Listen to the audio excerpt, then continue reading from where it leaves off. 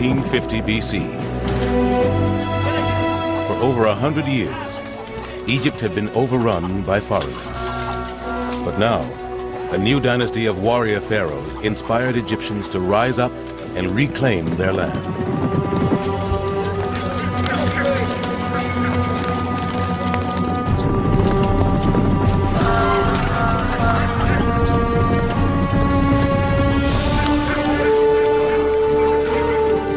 Egypt's armies surged beyond their traditional borders. On battlefields deep in foreign territory, they created the largest empire the world had ever seen. It was an empire controlled with an iron fist. There were clear, bloody warnings to anyone who dared to question the new might of Egypt.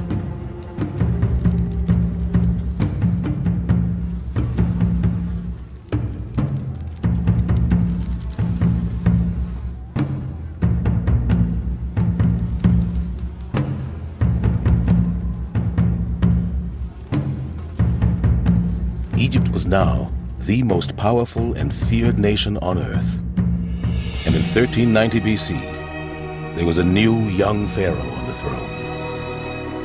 His name was Amenhotep, meaning the god Amen is satisfied. His forefathers had led Egypt into battle. Now this young pharaoh faced a completely different challenge.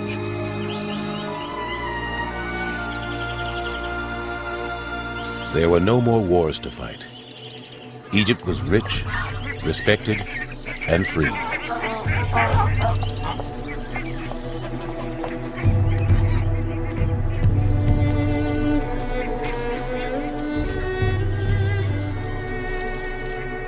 Amenhotep's challenge would be to protect this peace and prosperity, ruling Egypt's vast, sprawling empire.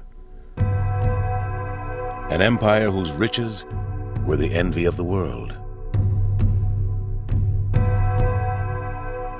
When he comes to the throne, it really marks the beginning of peace. And it's a time when the wealth of all the empire pours into the coffers of the pharaoh. You could probably think of it as the golden age of empire and Egypt. Amenhotep III would have been the richest man in the world. He had the gold of Nubia. He was able to command the cedars of Lebanon. He was able to command silver from Anatolia. He had the trade running along the Red Sea. There was hardly anything in the known world that Amenhotep couldn't put out his hand and touch. But the world was changing. For centuries, Egypt had been unchallenged. Now Babylonia, Assyria, and Mitanni had emerged. Powerful civilizations that could rival Egypt. United, they could destroy Amenhotep's empire. Amenhotep wanted to avoid war at all costs. He had to find a new way of dealing with the outside world. His solution was a masterstroke, and we know about it because of a remarkable discovery.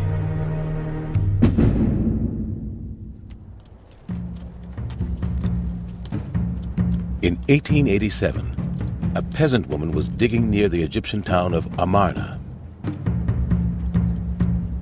She was looking for old mud bricks to use as fertilizer. What she found were not the usual rough blocks, but rows of well-preserved clay tablets. The little bits of mud were covered with writing that looked rather like birds' feet had wandered over mud, and the things had been set in the mud after the birds had gone. The lady didn't know what they were, but picked some of them up. These humble clay tablets were not bricks, but letters, and they were the key to Amenhotep's success. The peasant lady had stumbled across the diplomatic record office of the capital of the ancient world. The Amarna letters throw a flood of light onto the politics of the Near East. These small tablets were the correspondence between Pharaoh Amenhotep and the other rulers of the Near East. The strange marks covering them are minuscule writing.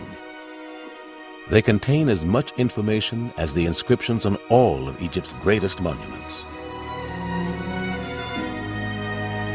They reveal Amenhotep was controlling his world not with weapons, but with words. The pharaoh had become a diplomat. I would describe it as the most important discovery of the ancient world, probably, in terms of understanding of political life. Not the most visible, not the most artistically appealing, but the politically most significant discovery of the ancient world. At a time when most people on Earth could not read or write, Egypt was conducting a lively dialogue with her rivals.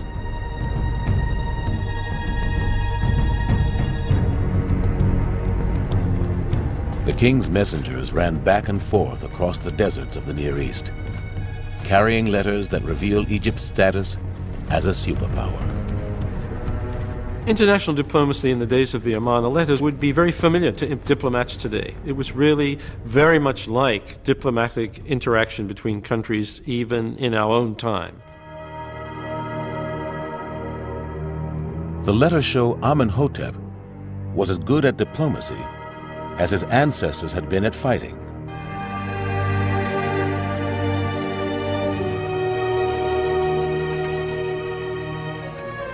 Ambassadors flocked to Pharaoh's court, bringing gifts of friendship. Less powerful countries sent endless streams of tribute to show their loyalty. The principle in the ancient world was quite clear. If somebody was rich, you made them feel even richer. So when you visited them, you would turn up with the produce of your own country. It's partly to acknowledge that the power of the pharaoh extends even to countries where he has not set foot.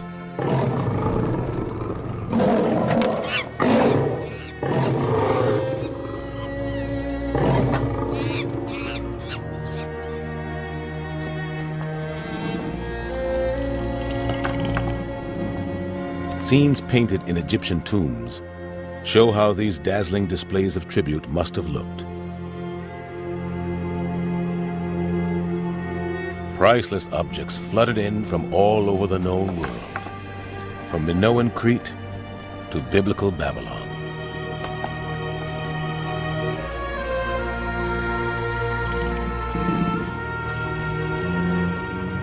The Nubians will bring giraffes and lions. The Syrians may bring bears, which are found in the mountains of Syria. Other places will bring characteristic animals and birds of their countries. It was a very dramatic, physical, dynamic expression of what the empire meant for the Egyptians and what it was composed of, and above all, how central the Egyptian king was to this whole system.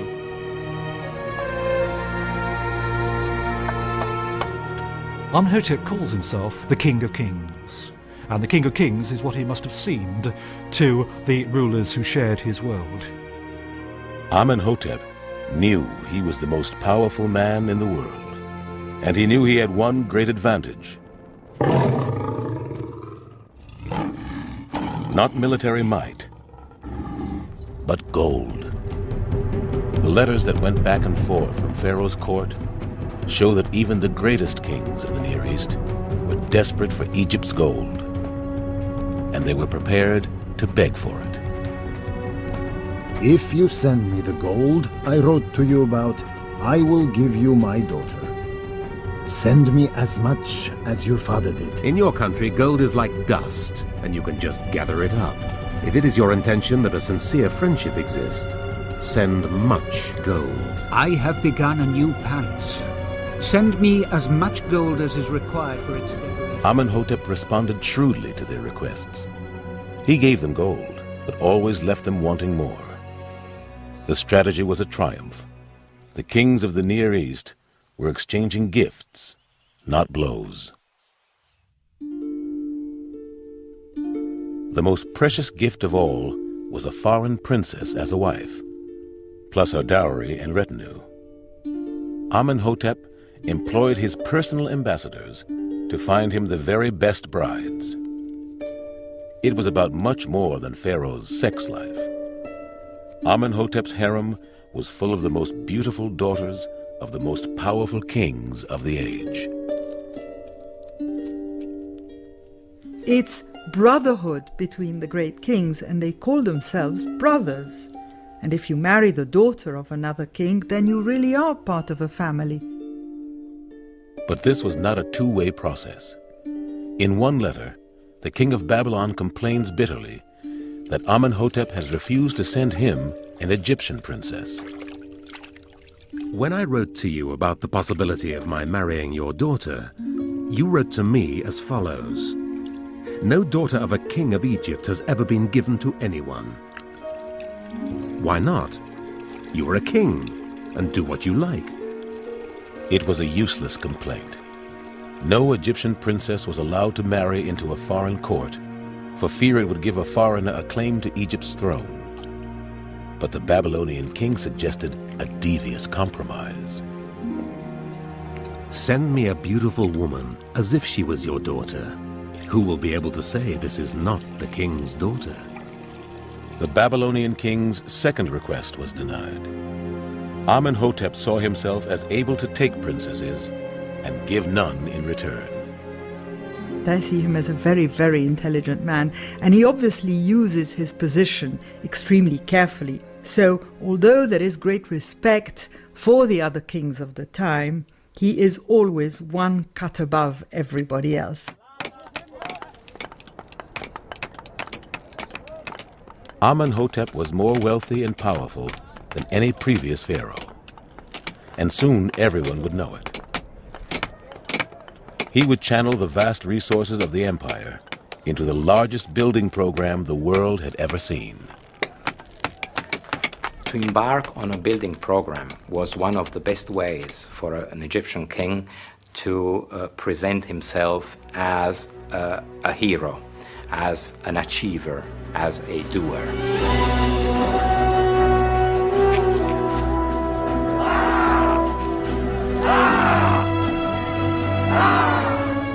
It was work on an epic scale.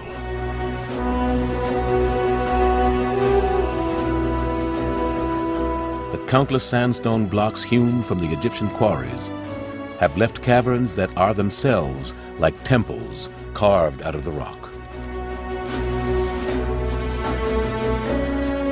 It was a triumph of organization. Soldiers, cooks, doctors, and water bearers were all sent into the desert to support the quarrymen.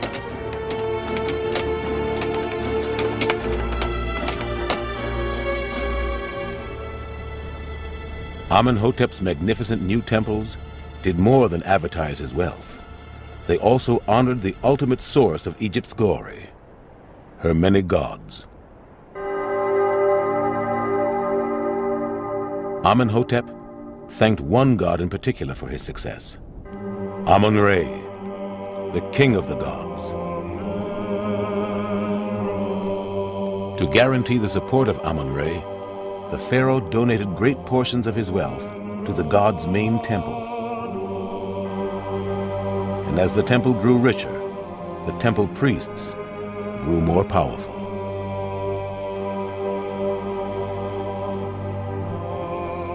The priests who control these vast establishments have power. They have financial power, they have political power as well.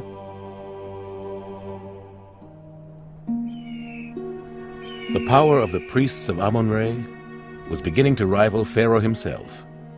But out in the empire, Amenhotep made sure his subjects heard only of his triumphs, not his problems. And Amenhotep had a surprising new way of communicating directly with his subjects.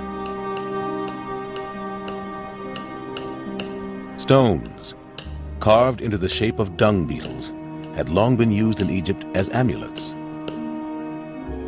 Now Amenhotep had these mass-produced, portable scarabs, inscribed with news of his latest achievements. Carried across the empire, these propaganda beetles were the first newspapers in history.